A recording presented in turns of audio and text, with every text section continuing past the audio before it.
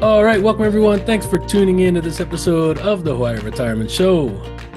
Today's guest, we are joined by Dr. Seth Colby. He's the Hawaii's Chief Economist.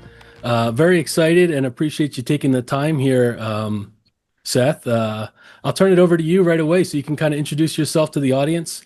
Tell us a little about who you are, what you do, and anything you want to share. Sure. First of all, thank you for having me on. It's a pleasure to be here. My name, so my name is Seth Colby. I am the chief economist for the state of Hawaii. So I manage the department that over creates the bulk of economic statistics and information that a lot of decision makers and people make base their decisions off of. So what we are here for is to create information and analysis to guide and inform people's creating some good background information so people can make informed decisions about how to govern, how to live, and how they want to live their lives. I'm relatively new to this job. I started in August. So in that aspect, I'm new. I have before this, I did work for the Tax Research and Planning Office. I was the Tax Research and Planning Officer, where I oversaw all the revenue estimates and the statistical agencies, statistical group in that. Mm. And even before that, I lived in Washington, D.C., worked in international development, worked in finance. I've done a lot in terms of like global economics as well. Gotcha. Very cool. I love economics. I don't know if you watch Seinfeld, but George Costanza always wanted to be an architect. I feel like Mhm. I like economics. If I could do it again, I want to be an economist because it just covers such a wide breadth of things. And what I really am fascinated by is the behavioral aspect of trade-offs and just there's just so much to it, right? I mean, it economics is such a wide umbrella. A lot of people think it's just more finance related, but it covers so much more than that, right? Absolutely. And so one reason why people hire economists or governments have a lot of economists is we are trained to evaluate trade-offs, right? And so just about there's everything in life usually involves a trade-off. And the old phrase in economics is there's no such thing as a free lunch, Mm. meaning that even if somebody gives you the lunch, somebody had to pay for the lunch, and all those are resources, right? So um, we do find a lot of policymakers do find it's really helpful to have people think things through, and we're trained to not think in for terms of like just first order consequences, but second and third order consequences, and that's where it really gets interesting. I do notice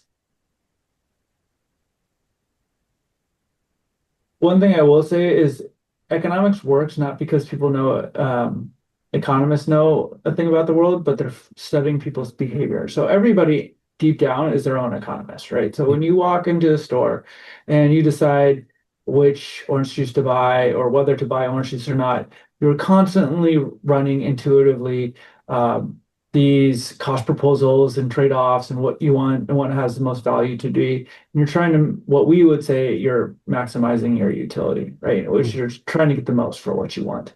And so nobody, economists aren't inventing a new idea if they're very good. What they're doing is they're describing human behavior and what people already do. And that's what makes us pretty unique. And I find it really interesting. Yeah, me as well. Very cool. Okay, so to kick it off, how about we talk about it's going to be kind of I'm sure most of our listeners, I would anticipate all of them know kind of what Hawaii's economy entails on a high level as far as, industries, right? We have tourism, we have government, we got the a lot of military. We all know we're an island, right? We have issues as far as like shipping and isolation.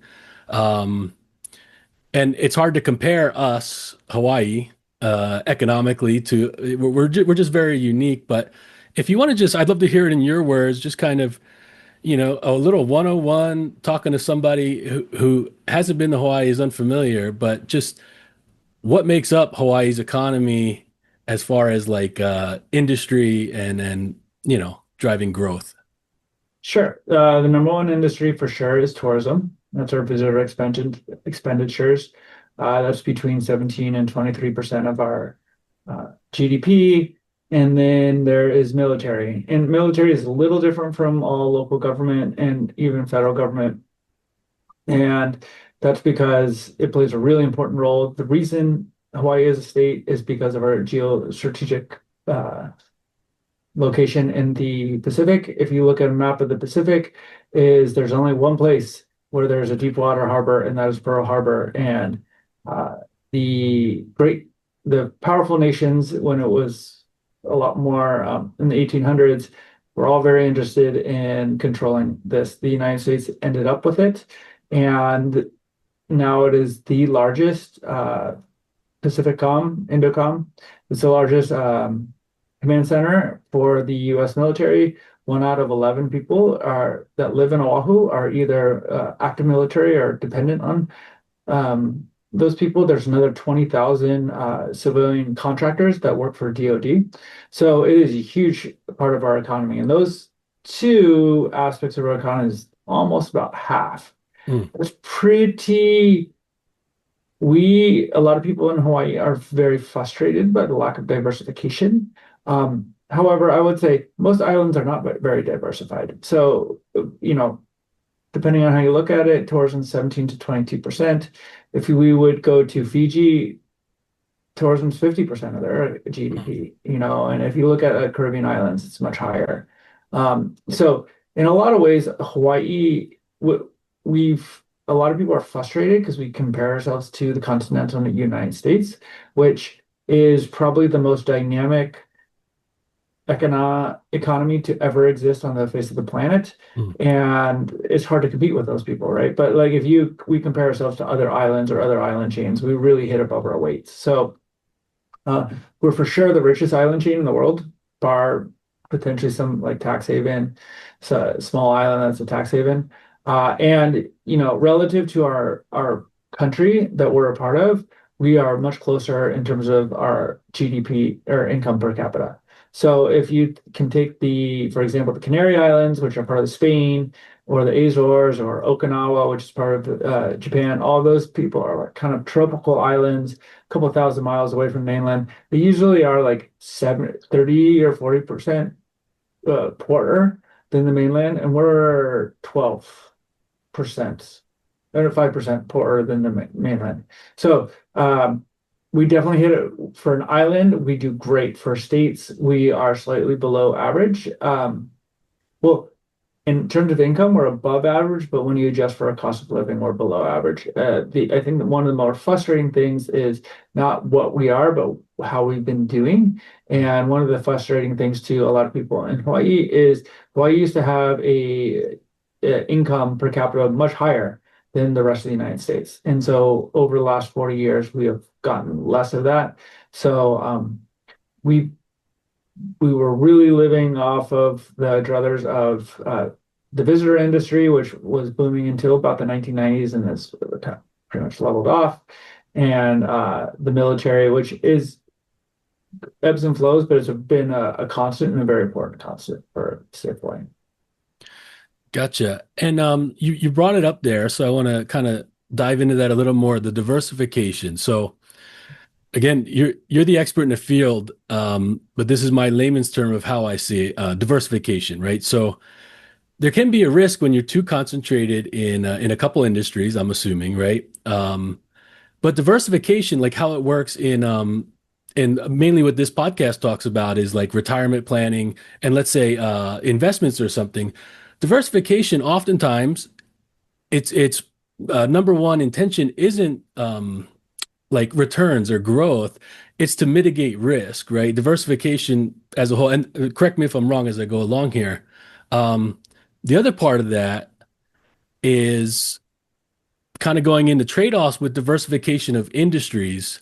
I think we'd like to have a more of a diversification of successful industries, but like again, going back to a 101 level economics class, right? If somebody is really good at performing this task or this job, then we should have them do it, right? Because it'll create cheaper goods for for the other people, and then they can be better at other things. So when you, I guess there's challenges in trying to force your way into diversification, um, or trade-offs that might come from trying to force yourself to do something that could be better outsourced. It's kind of like there's the way I see it is there's no good option, right? We need more diversification of successful industries, but there's challenges in trying to implement that. Does that kind of make sense or ring true? Yeah, so let me just try to summarize what you were saying. So there's two aspects of there's the portfolio analysis, which is the type of thinking, and then there's economic specialization. You're a CPA, correct? CFP, financial planning. CFP. Yep. Okay, but Enrolled so agent. you work in financial planning. So Yes. that's what you do every single day, Right. right? And presumably you make more money doing that than if you tried to be a farmer, if you tried to like grill your own clothes, do everything, because you just know more than that. And so that's what economists talk about exploiting comparative advantage, Mm, right? And specialization is like what underlines all of our productivity, it's our wealth. There's no such thing as a professional economist 200 years ago. mm, Now there's lots of them, right? And I don't grow my own food. I don't do everything, and I depend on everything because by spending 15 years of my life getting overeducated, I suddenly can provide a particular service. And that's true for just about a lot of professions, right? Now, that's generally how we want to be productive. Economy is like that, right? And so if people are willing to pay $700 for an average room in Maui, mm, what's wrong with taking that and using that to buy food, right? Like that's probably a lot better in buying food that's even imported than us all trying to grow our own food locally. mm. So that's the general idea there. Now, what you're talking about in terms of diversification is this whole portfolio theory, right? And so the whole portfolio theory is if I only own one stock, it can be a really great stock, but it's like it's really subject to a lot of volatility, right? But if I own 30 stocks, there's actually this is the only free lunch in economics, which is like with portfolio things, I can reduce the amount of volatility while maintaining some certain level of a good amount of return, Right. right? That's a totally different subject, right? And so, in terms of diversification, yes, it is better for the an economy to be diversified and having more industries because it can weather that. However, there are uh, important returns to scale. So it's good that we have a lot of tourism at hotels, right? And so the airlines are not just servicing one hotel, they're serving lots of hotels. They're serving different things. So we have economies of scale in the visitor industry. We have economies of scale in the military industry. Mm, That's normal. When you go to New York, they have lots of different specializations, but because the market is so much bigger, it can handle multiple markets. In Hawaii, we only have 1.4 million people. There's only 900,000 people on Oahu. Like in reality, each island is their own economy. mm, So we don't have the ability to, one, create a comparative advantage through scale in multiple industries. And that's what frustrates a lot of people. We've kept trying to have more diversification. I'm all for diversification efforts. Um, there's a lot of things we do to keep ourselves from diversifying, and we can talk about that a little bit. But um, just compared to other islands and compared to most places, you would expect a small, open economy to specialize in certain things. And then there's different ways for example, if we wanted to, diversify or do like portfolio theory, mm, we know we're highly concentrated, so we could save a lot just in case mm, because we just know we're subject to other things. We could make investments in other places and buy options or something, and mm. then bring that into pay for that, right? So there's different things that we can do. And in a lot of ways, we are very diversified because we're part of the US federal government. We're part of the United States, right? And so even if bad things happen in the United States, we still get fiscal transfers from the government. Or if bad things happen in Hawaii, we still get like fiscal transfers from the rest of the United States, rest of the states that are doing better. Mm. Yeah, that makes sense. And I think the unique thing about Hawaii is, even if like for instance, tourism is a little more susceptible to ups and downs than let's say like DoD stuff, right? Um, but the nice thing is, the kind of ace in the cards deck is it's Hawaii's such an amazing place. It's beautiful, right? You're going to attract, you always have that, and I guess it's hard to rely on that. It's kind of like if somebody thought they were going to get an inheritance, right? You don't want to plan on it because you just don't know, what the future holds. Same thing with us. We have this kind of, uh, you know, Ellison and Zuckerberg, right? I mean, you have people are attracted to Hawaii, and so that can be kind of a wild card, I guess, for um, opportunities that maybe we didn't anticipate, right? I mean, I know I'm not too familiar with Lanai and what's happening there, but I know, you get Larry Ellison coming in, and from what I hear, he's doing a lot of great things in the community there. For the most part, is on board with it, right? So it's kind of stuff like that.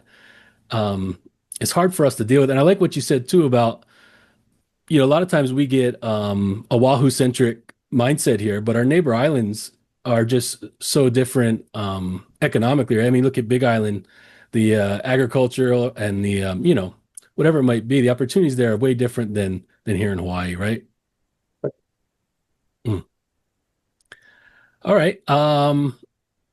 So let's talk about economic performance and labor. How's our labor market and workforce development here? And then I had on Kaipo Kroll. He used to be the leading civilian at the Pearl Harbor Naval Shipyard, and he has since retired, but he's still involved in the community. And he talks about he's real passionate about workforce development for the youth here. You mentioned we bring in a lot of contractors, and a lot of times we can use the opportunities that are already here and kind of leverage those to train people to enter these roles within the labor market and the economy that are already here. So if you just want to touch on a little bit of, our labor market, I don't know, the unemployment, the workforce, or anything you have to share around that. Yeah, so we have one of the lowest unemployment rates in the country. Mm, Generally not because our economy is overly booming, it's because we don't have enough workers. We have one of the lowest worker participation rates in the country. mm, So when you think you're an economist, you always have to consider what's driving this. Is this supply or demand? It's always both, but what is the like if there's one or the other? Hawaii is generally a supply constrained economy. And what I mean by that is we don't produce enough of the like we don't produce enough housing, we don't produce enough workers, and people are making decisions based on that. When it comes to workforce development, one of the ideas is allowing people to that if you know because of just economic change that the economy they've lost their job in one industry that they can eat with some training mm, or reorient those skills and work in something else or bringing up our local labor force or our kids and stuff, which is incredibly important. We want highly skilled human capital. Um, Generally, most people are leaving, especially young people are leaving. So what that means is like we're having a trouble matching like really talented people with opportunity. mm, And there are some well-paying jobs like in the especially in the civilian sector related to Pearl Harbor and stuff. Those are particularly for uh, non college educated the workforce, which is mm, really important here. That's one aspect. Our unions do another. We're the most unionized place in the country. The unions do a good job of raising up and providing opportunities to people, um, and getting them good salaries. So those are other issues. But if you do talk to most businesses, they have trouble hiring people. mm, So we're suffering from a lack of workers. And then when we do, we have the 11th highest wages in the country, but when you adjust them for cost of living, they're usually the 30th, 40th. So Hawaii businesses are in this really tough spot that where they have to endure higher costs, higher labor costs, but workers feel like they're getting the short end of the stick. Mm, And so that is a big problem mm. for national competitiveness and things like that. Gotcha. And then so you talked about the cost of living there and the population moving, the demographics of Hawaii. Um, I don't know if you're familiar. I don't want to put you on the spot. I don't expect you to know every nook and cranny of everything that I could throw out there. But like demographically, are we seeing like you said, young people leaving? Is the population steady? I know there's parts of the world, like I think Japan, for instance, where they're coming up on this issue of like a very older demographic and not a lot of younger people. Um, anything you see there as far as Sure. yeah. Well, one is more people are choosing to leave the Hawaii for especially particularly for native or for American citizens, Mm, right? So people who are born here will tend to outmigrate. What has been sustaining us a lot is international migration. mm, So we do have lots of people who come here and live here who are migrants and been a very important part of stabilizing our workforce. It's slightly changing. The current Trump administration is really putting the kibosh on immigration inflows across the country. It's unclear to me how if that's affecting Hawaii or not. But everybody agrees that we're going to like you just need workers to have economic growth, mm, and immigration is one thing where we're seeing less of. That's at the national level here. And it's American workers probably pay more taxes than immigrants because they tend to be higher income individuals. So that's something that we should think about.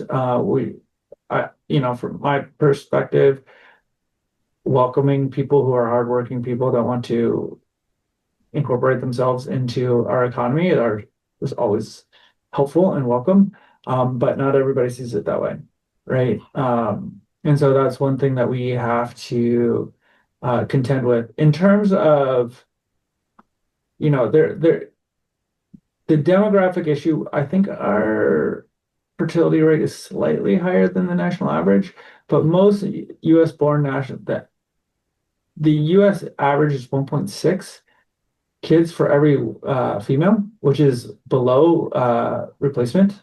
mm, Um, it's slightly higher than it's much higher than Japan and South Korea, but slightly higher than other places. But usually, what makes the United States the a lot of people are more optimistic on the United States relative to everything else is our immigration levels. Like we're a country of immigrants. mm, We've been able to accept most people. There's 99, 95% of people who call themselves Americans were immigrants at one point.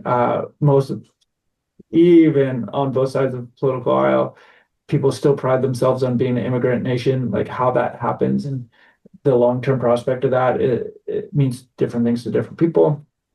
But that's the hope. And Hawaii has really benefited from a lot of different immigrant waves as well. mm, So, one of the ways I kind of judge success in terms of our economic policy making and things is are people moving here, mm, right? And are we becoming a more attractive place? One of the dangers of Hawaii is we have an older population than the average, right? And the people who tend to stay are the older people, and the people tend to leave are forming their families and they're young. Those are the people you really want to capture because they have mm, like way more energy. They start businesses. Older people are nice. They're resistant to change. They don't want anything. We all need our kapuna. We all need to respect them, but like they do provide a different um, environment to things. They do not provide economic growth, mm, and they're not working generally. One of the really things that is happening around the world in the United States is our fiscal transfers disproportionately go to the older population. So we're not investing in young people, right? And so, but older people vote, and they're very good at that. Mhm. And that's one of the bigger concerns, especially here in Hawaii, where we have a lot of respect for our elders in Kupuna. We want to divert resources. But one of the things that's very important to remember is we also want to be investing in our next generation and Sure. ensuring that our next generation has opportunities as well. Sure. Yeah, and the cost of living, I mean, like you said, I would imagine there's two reasons for people would leave, right? And you said opportunities, right? Young people. But that's tied into better opportunities for wages and earnings elsewhere. Also coupled with, I'm sure, the cost of living here. Now, cost of living, uh, I don't think that's a unique problem of Hawaii in that everywhere. I mean, if you look around, at least the U.S., I'm not familiar with everywhere. Things are just getting more expensive, right? There's inflation, and a lot of times for a lot of the listeners of this show, they're trying to be do-it-yourselfers of retirement planning, and they have to factor in things like inflation. And I think what's interesting is, and I don't know if you can speak to this. I'm not too familiar with what if you because financial planners or financial planning content podcasts, they all look at federal, inflation. But it is interesting that, each state or each country has their own, inflation. So I'm curious about why is why is there no silver bullet to cost of living issues? And then if you could speak on just the state's sort of cost of living, the trends, I don't know, like what the state inflation is compared to other states or nationally. Sure. Um, there's a lot to unpack There there. is, sorry. So let me just talk about inflation first, and then we can talk about and how that relates to the rest of the United States. And then I can talk about the cost of living issue, right? So the Federal Reserve has a goal of 2% inflation. There's a lot of debate in economics of whether how much inflation you want to be. The consensus is you want a little bit of inflation, so it will always go up. Over the last 7 years, we saw the highest inflation that most people have ever experienced, right? Since the late 1980s. That was the result of the pandemic and high levels of fiscal spending, right? So prices across the board are about 33% higher from 2019. So people are really concerned about that, right? And the Fed has spent a lot of time thinking about that and coming down. The Fed definitely wants 2% inflation, but there's things that are within their control or not. Like, so energy prices and food prices tend to be a lot slightly out of their control, so they pay slightly less attention. The tariffs will cause inflation. How much of the inflation that will cause is debatable, but that's outside of the Fed's control, right? Um, so that is a kind of a long way of saying is like most people should budget for some baseline of inflation because most economists believe that a little bit of inflation is better than deflation and things like that. The Hawaii inflation tends to be pretty much bang in line with the rest of the United States, with the difference is we have high cost of living. Mm, There are certain aspects of life where we feel it more, which is even though the price of a computer, the price of podcasting, the price of mm, taking a vacation to Hawaii has gone down in relative terms, homes, education, and healthcare prices have gone up, and those are like this, what most people feel is essential. There's not a lot of substitutes for those, and people get very upset about that. mm, Um, that is, we could talk about each one of those. Each one of those has their own dynamics. The one that most people care about here in Hawaii is housing. mm. Housing is a pretty easy one. Like if you increase all of your incomes, but and increase demand for housing, make it easier to fly out to Hawaii, but you don't build one more home. What do you think would happen to the price of homes? Yeah, the prices would go up, right? Because Yeah, this right. paying So if stuff. I double Yeah. your everybody's income, don't build any more new houses. Everybody will use that to build up houses, right? And so once again, I mentioned that Hawaii has a supply problem. We don't build. Normally, when you build more or something gets more expensive, people have an incentive to provide more of those into the market. So can imagine if ice cream cones were suddenly going for $100 an hour, I bet you a bunch of people would start opening up Right. ice cream shops, right? Sure. Unfortunately, because of decisions we made at the local level, or fortunately, it just depends on how you look at it. We've decided that prices will go up, but we don't build any more homes, or the number of homes we do build is slightly less. That's changed since 2018, but essentially from like 1990s until 2015, we didn't build hardly anything. Hmm. Um, and the building that did occur was on the neighbor islands. So that's just the aspect of our cost of living. We live on an island, so like importing food and things have always been higher. Um, that can be mitigated by higher incomes. The problem is there's certain essentials, probably housing is the biggest one, Hmm. that like unless you like if the price of if our incomes go up, right, it's easier to get food here, right? Like you just open up another grocery store, we figured it out. It's gonna be a little bit it's always gonna be more expensive than mainland, but they'll figure it out. And we can eat as much as we want, right? It's the problem is when we start restricting things and deciding we don't want to build those things. And that's the issue with the cost of housing is the biggest one. We do restrict for healthcare and things like we don't let anybody become a doctor, right? Like you have to be board certified. We restrict the number of Hmm. doctors that are produced in the United States. There's only so many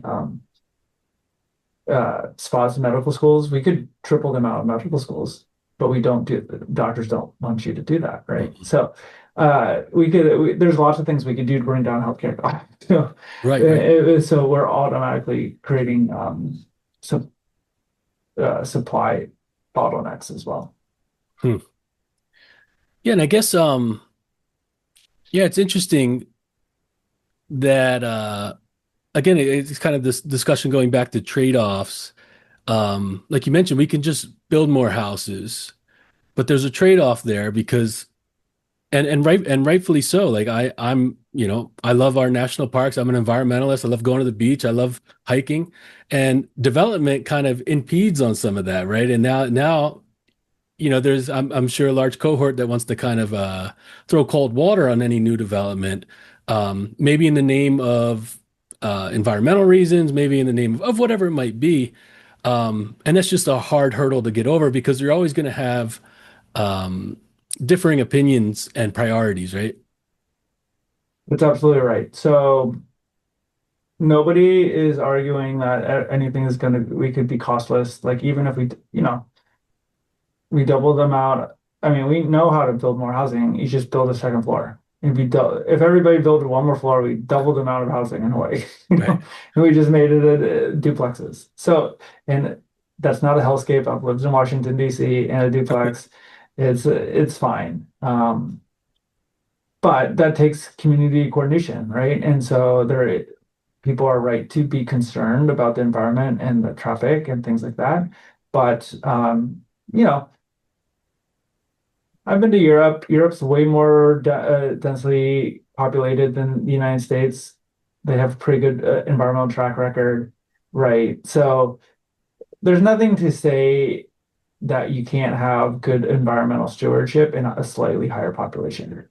Um, what we need to do is figure out how to work together and implement a common vision. Gotcha. Yeah, it's all real interesting, and I love thinking about this idea of trade-offs here. And again, I'm not the economist, so and that kind of brings me to another point is again talking off of varying opinions and policy and and bureaucracy, but I don't say that necessarily in a completely negative way because bureaucracy also can be a good thing. But it's got to be a challenge for the state like for instance, housing. I think if you polled a random sample, everybody agrees, right? Well, most people would agree, um, but it's just the varying opinions and the bureaucracy, which is a good thing at times. Um, what are the challenges there? Like I imagine everything is kind of slow moving as far as it's like trying to turn a huge cargo ship, right? You can't just course correct these things on a dime, or are there some things that are can be expedited and implemented, whether that's in the workforce development or industry or housing? Yeah, so I don't think there's like we've built a society where everybody has the high levels of say in things, and that's really hard. Like nobody likes governing. If you had to govern a business through committee, most businesses would not do very well, right? But that's how we live in a democracy. We want people to have input and things, and so we have high levels of people of like people can insert themselves in the process a lot, and that slows things down. And so one of the things that most people's knee-jerk response to we all want more transparency, we all want more input. But if you really think about what that does to the systems, it slows a lot of things down, and a lot of people are really frustrated. Hmm. You can look at a lot of political developments in the last 20 years or 50, 10 years, looking at like the response frustration of people about like how our system is incapable of delivering quick results. And people want that, right? And so um, these are all big questions. In theory, they should be easier to solve here in Hawaii because we're a small island and you can talk to everybody. In reality, it's actually harder, right? Because markets are very good at way of distributing resources, aggregating demand, sending market signals to facilitate human behavior to provide the goods and services that people want. Local communities where everybody talks to each other and is totally aware of this are not, in some respects, not as good as like facility and coordination. And so that's one of the things that Hawaii, like, if you think about the New York City, everybody's kind of a jerk in New York, or famously a jerk and self-centered in New York, but they work together, like they produce more. Mm-mm. They're all well off. Like that is a sign that they're coordinating more efficiently than here in Hawaii. Mm. But that's because they do things independently and using markets, right? And here, we have high levels of social capital. We all have the spirit of aloha, which are all very important. One of the reasons most of us live here is because we value that. Sure. But we have we have a hard time making decisions here and just getting things done and following things through. And so that is one of the things that uh, for the last 40 years, for most of in a lot of areas, we've said no to every single type of potential growth. So one reason we have not diversified is every time we have a new industry, but it gets started, and then 5 years later, the community decides that Mm. that's not what they want, right? So that's an issue. This is not unique to Hawaii. It's pretty common in a lot of small scale island economies and island societies, Mm. but uh, it's something that we should be aware of, and it's slowing down our growth prospects. It probably means that more people are leaving the islands because fewer businesses can start.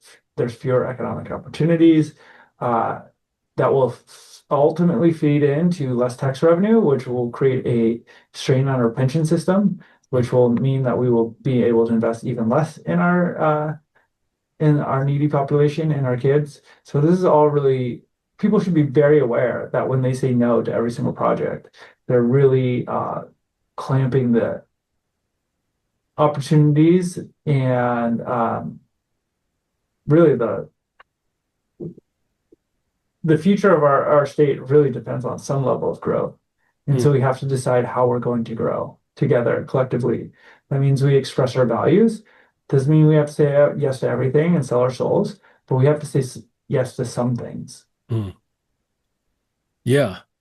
And then I think it's also human nature. It's really easy to point out why or criticize, right? Why something is bad. It's really hard to offer a really thoughtful alternative or better action. And then in the same vein, sometimes taking a action is better than no action, even if that might change, right? At least we have sort of this North Star that we're moving towards, right? Instead of being in this purgatory of well, we haven't really done anything, now we really have to do something, right? Yeah, that's right. And what I always tell people is we say no to everything, but saying no is a choice as well, and it Mm, has its own consequences, which is fine. We can if everybody says no, I could probably game out and predict what that situation is, like that scenario looks like. mm. And as long as people are okay with that scenario, then we can move on, right? So we are the masters of our destiny. Gotcha. Yeah, so this conversation kind of took a turn, and I think it often does. The economics conversation here is and I think that's again human nature. It kind of took a sort of a negative turn because there's a lot of things we got to work through.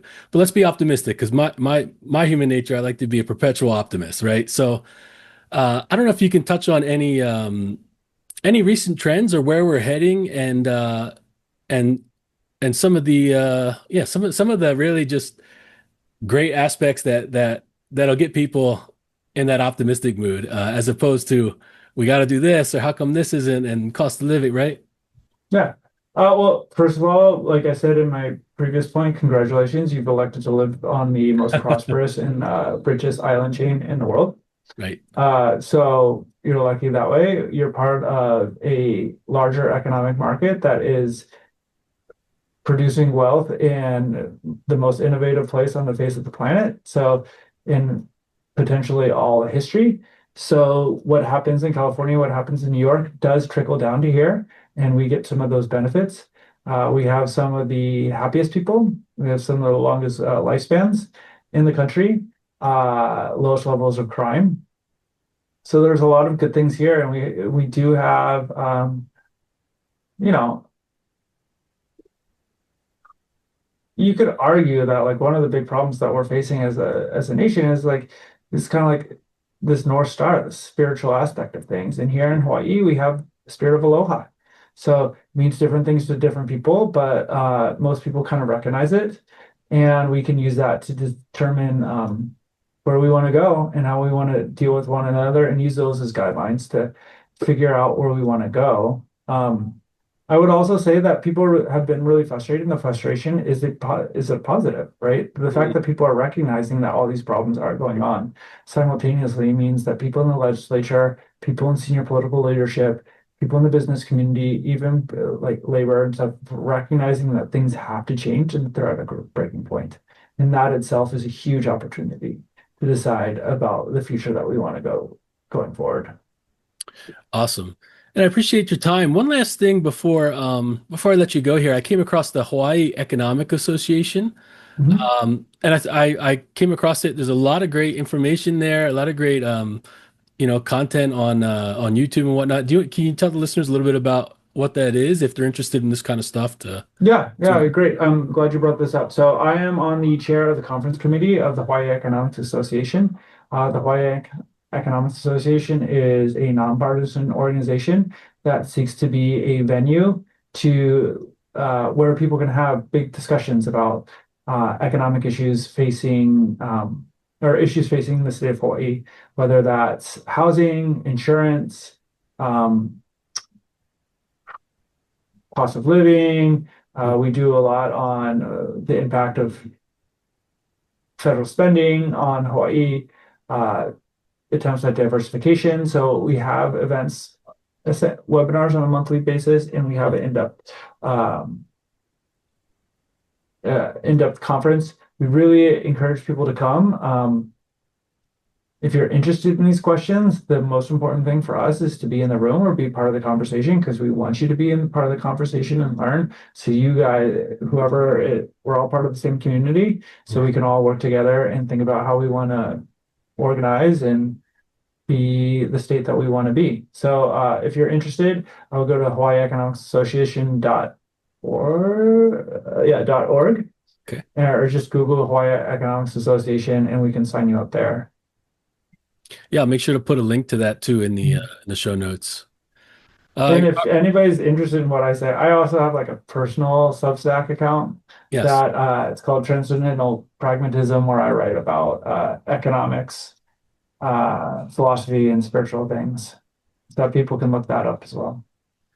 Right on. Thanks so much. Our guest today is Dr. Seth Colby, the state's chief economist. Thank you so much for your time, Seth. I really appreciate it. A lot of great info there. All right, thanks a lot.